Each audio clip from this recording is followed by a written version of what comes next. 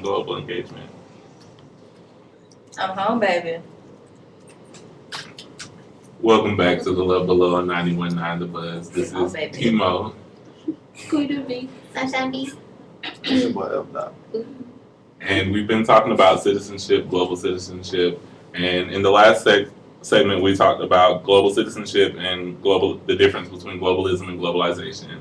Now we're going to kind of talk about culture. And we want to ask, like, what cultures or subcultures would you consider yourself a part of? So, like, how do you define yourself as far as culture is concerned? Quick, you go first. How do I define myself as far as culture is concerned? I think I'm very culturally diverse in what I listen to, eat, do, read, things like that. Okay. So what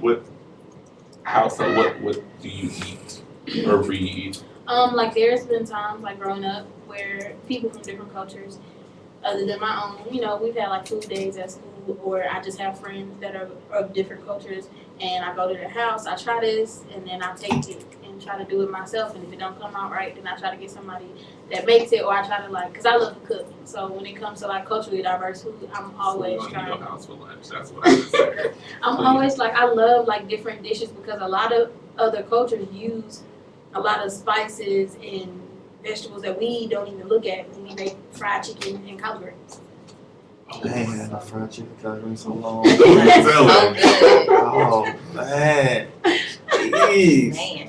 Fried chicken and collard greens. If you're listening on the radio and you like to cook fried chicken and collard greens, call us over and we'll definitely come and partake in a nice, scrumptious, delicious meal with you. Sunshine B. I'm kind of bored that person. Being multiracial and all. For real, frank. So what races do you identify? I am white, black, and Cherokee and Creek.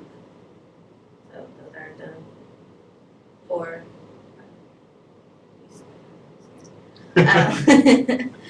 But yes, so I listen to all types of music. I'm definitely a music baby. I'm not really into that hard metal.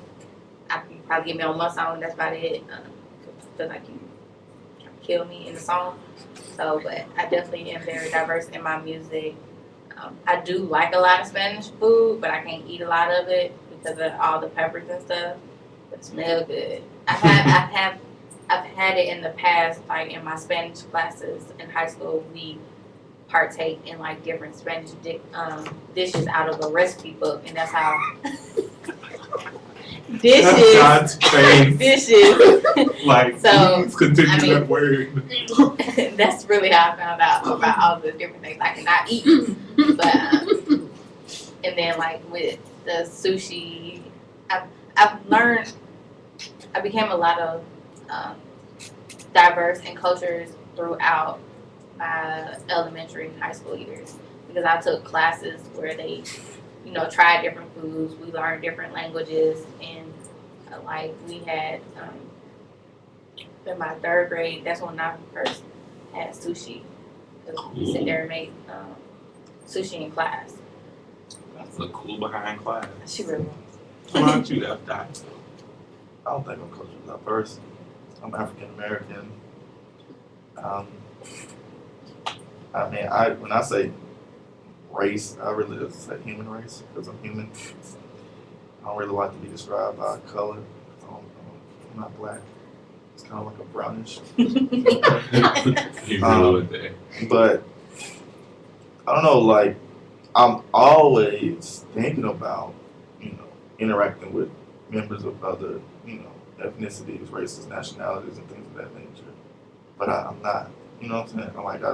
I'm African American. I have Native American descent, Caucasian descent, whatever you want to say. But I'm African American. So the interest is there. I've always wanted to have friends and we get together and kind of, talk about differences between me growing up and where they were from and things of that nature, and kind of collab on food and potlucks and stuff of that nature. But to be honest, most of the people I interact with, 9 times out of 10, are African American. And I have a few classmates. I mean, well, I can say a few classmates. All but 2 of my classmates, are white. So pretty much those only. And then my friends, except for Tammy. I have some cool, friends along the years that are of other races and ethnicities and things of that nature. But mostly, I've noticed that I've grown. And since being in school, I've had more, friends of other nationalities, but mostly it's been black people. So. I can definitely see that. In some cases, we gravitate to what we're familiar with. I would say that I definitely identify myself as African American, but not For real? to the extent that No way. Oh, many no. people Are do. African American? I I did never not knew. know. I thought you I was thought you was Cuban. Dominican. I am Cuban, Up in the lines. as well They got as one curly hair on his head. You No. Man. as well as Native American and Caucasian. There's a lot of different mixes way back on in the line, but So everybody. more importantly to me is who I interact with now and the way that I try to explore different cultures. I love to eat and to try different types of food. Sometimes I get a little iffy, but I have a neighbor that's Ethiopian and he invited my family to his wedding, and that was a very interesting experience to me. Meeting some really cool people. Like I went to the Bahamas last summer. I love Caribbean food, Chinese food, and not just the kind that you get at the corner store, but the kind that people make from their house and bring to you at work. Straight Mm. up. That Ooh. it's Shout out great. to all the homemade foods. But I like all types of different music. Not all the time, not every day. I will be real about that. So we about to go play some Jason Aldean. Let's go. I will listen to a couple That's songs. American Like I listen to music, though. country. I've listened to music from India and Thailand and New Zealand and the UK. And man, the music at the Ethiopian wedding was something serious though. I was like, all right, I I see do you. really like Latin jazz for some reason. I don't like any type of jazz. You- but oh, Latin it's so music silly. is Stop it. pretty okay. Everyone must love jazz. No, everyone must I not. mean, I really, You can't do I that. really like the Latin jazz, like the trumpets and stuff. Yeah. Like, Yeah. going. See, I like smooth jazz and And there are some like Native African beats and stuff like that. Like that really are like wow. Like, and the combination of the call and response and a lot of the chorus type echoing and the music and stuff, like it's really cool to like listen to it. It kind of like wow, this is really hot. But other than that, R&B, some reggae, but very little. Reggae. Most of my I stuff love is old soul, hip hop, and gospel. Mostly, that's what. I listen to all of those. I like soft rock. You know soft rock? Yeah, I can't say that I don't like it. I don't listen to it enough to really have an affinity to it. I Before. guess I 'cause didn't know. I was raised listening to it. Well, with my sister, so pretty much they come on. I be singing. I didn't know that Janet Jackson was considered soft rock. So She is. yes, now I'm sold. Like The funniest thing about it is like I never was a rock fan because like growing up, we're people train your kids. yes, Yes. Train your kids on what is being black and what is being white. There's no such thing as being black and being white. So there's no such thing as black music and white music. But growing up, Yes. we had like pop music was white music. White music. Yeah. Yeah. And I was like, growing up, and my cousin, he was more into Britney Spears and Backstreet Boys and NSYNC and things of that nature. But I was afraid to listen to rock and stuff because it was white music, quote unquote. Mhm. So the first experiences I really had with rock was with Guitar Hero. yeah, I love So like that. I was jamming to those songs, and I was like, this ain't that bad. exactly. Like a lot of people You miss know. out. So please, people, Diversify your kids. Please. Please, not even diversify, but don't put them in a box. Yeah.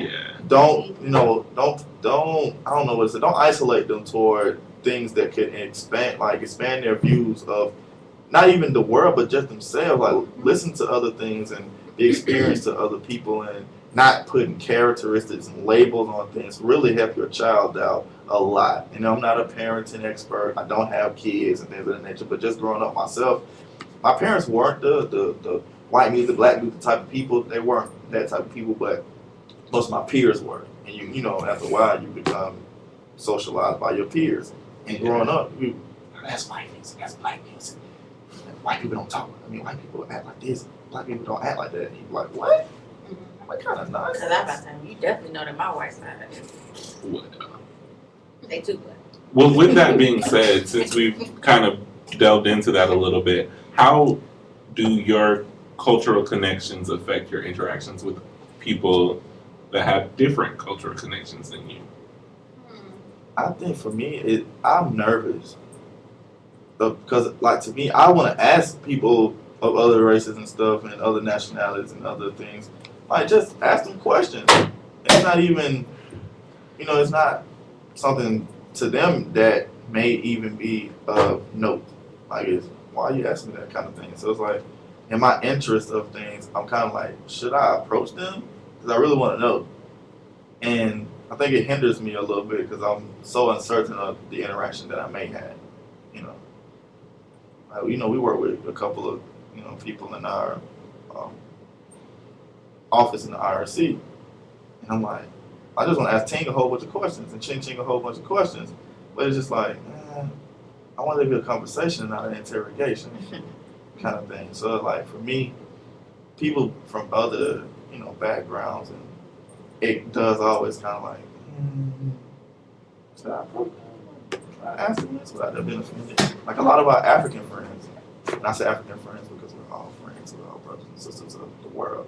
But you know, like it always seems to have this, and I'm not saying that every person that's of African descent dislikes people of African American or black descent, but you know, you have those stereotypes like, you know, I mean, I don't get along with these people. I don't think that's all the way true, but I just want to, you know, have conversations with people of other ethnicities and stuff like that to ask them like, how did you grow up? Like, were your parents' development in your life different than mine? Like, is there differences? Like, are there similarities? Like, you know, that kind of thing. But I think right now, I'm just hindered from my own nervousness and unawareness of how to approach somebody of another background. Cool. I can definitely see that. How about you, Sunshine B? Question. How do your cultural connections affect your interactions with people that have different cultural backgrounds than you? I mean, I'm very open-minded, and because of, you know, my current job and my previous job as an RA, I met a lot of international students and people, you know, out the country, and even ones who, you know, been a part of the United States but don't have the same background as, you know, me or a majority of people that were in the program. So I think that helps, you know, getting to know them. Like, you know, after I was like, I don't want to interrogate them, but when you're having a diversity program and a diversity potluck where they have to explain, hey, we cook our foods with this type of spices because, you know, this is what we have. You learn a little bit more about them, and I like that we do continue having programs like that because, you know, I want to know, but again, I don't want to be like, so, you know, what do y'all do on a regular day basis back home? But when you have programs where they can interact with, you know, and learn about everybody, it makes it easier to learn more about different cultures. Like the international conversation, how we're on Yeah. stuff like that. Y'all should go. I think the only thing that's bad about that is that enough American people or, you know, non-foreign people don't attend those things. Yeah, that's So it's like it tends to be an international conversation out with only international students. And it's just like, except for a couple people that may be international studies majors and things of that nature. Like, I've been to one, and I was like, oh, it's cool, this is right. I bet you should do this more often, but got lazy. Anyway, Quibi. Question? so good. How do your cultural connections affect your interactions with people with different cultural backgrounds than you? I think being a little used to different cultures, and I guess I guess you have to not be so, I can't find the word, not so opposed to getting to know different people and understanding their, like their ways of doing things. Because like Frank said about the whole Africans versus African American things, a lot of times, even when they may not be understanding, you can still, you know, whether it upsets you or not, still be able to understand that that's just how they interact and that's what they used to. Because I think a lot of people, when they see other people reacting a certain way, that's how stereotypes get formed, and they just, oh, well, they always act like that. Instead of being like that, you can just be like, well, maybe they're not used to this type of situation, so that's how they respond. True, very true. I would say that mine kind of make me curious about other cultures, and I really want to sit down and have conversations with people. I had someone I met the other day that was from Puerto Rico say that they really didn't like it and they didn't care anything about it, and I was like, how could you just say something like that? Like, because growing up being African American was not the biggest concern of mine. I didn't really care what that, you know, how that played a part in my identity. And going back now and trying to figure out how that plays a part and what does that mean when people look at me? What does that mean when I approach someone? What is their natural response? Because they see me as African American.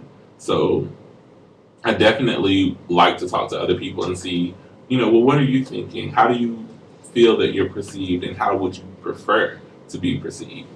Like, outside of the fact that you're an individual and every individual is different, but until I get to know that about you, what would you like me to know about you? How would you like me to see you, and how would you like me to explain you and other people like you to the rest of the world?